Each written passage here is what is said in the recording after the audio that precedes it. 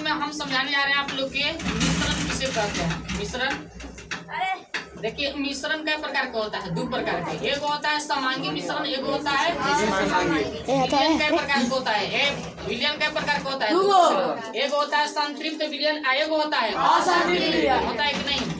अब आप समझिए, सबसे पहले मिश्रण। अगर ये हम जल ले लिए, ये वो जले के नहीं होता है, समझ में आया ना। अगर हम चावल के साथ चावल दाल आलू एक में फेंट दे तो वो कौची है? मिश्रण है, एक प्रकार का है, मिश्रण है। लेकिन अगर हम पानी में हम ये जलजीरा आप लोग लाए हैं, जलजीरा को अगर मिलाएंगे तो ये कौची कहलाएगा? मिश्रण कहलाएगा। कौची कहलाएगा? मिश्रण कहलाएगा। तो मिश्रण के डिफिनेशन क्या लिखेगा? अब मिश्रण अब थोड़ा सा डालिए, देखिए अगर हम पानी में थोड़ा सा भी नमक चीनी या कुछ भी थोड़ा सा डालेंगे तो वो कोची कहलाएगा? मिश्रण। लेकिन एकदम निश्चित अनुपात में डालेंगे तो वो कोची कहलाएगा? मिश्रण। लेकिन फर्क होगा कि एगो संतृप्त हो, एगो होगा विसमांगी, एगो होगा समांगी। एगो होगा समांगी मिश्रण होगा। लेकिन आप लोग के हम बता रहे हैं, कोची बताने जा रहे थे? विलयन के बारे में। कोची? विलयन के बारे में।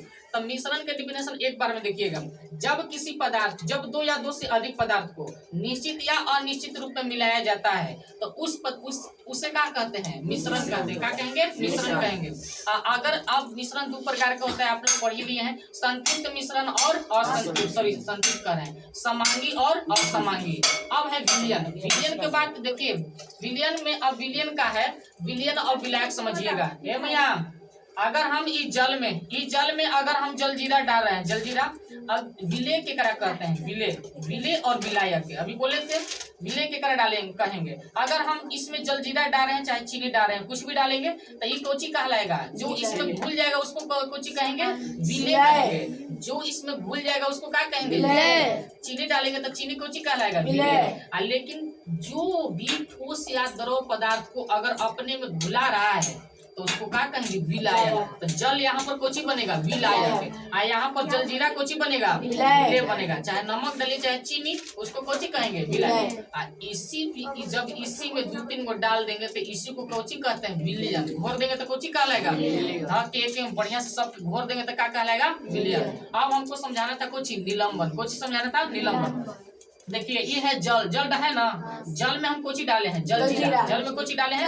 ज से जल, ज से जलजीरा। अब इस जलजीरा में थोड़ा सा देखिए, इसको घोल दे रहे हैं बढ़िया से। आप लोग नजर इस पर देखिएगा, इस पर दीजिएगा। अब इस जलजीरा को हम घोल देंगे बढ़िया से।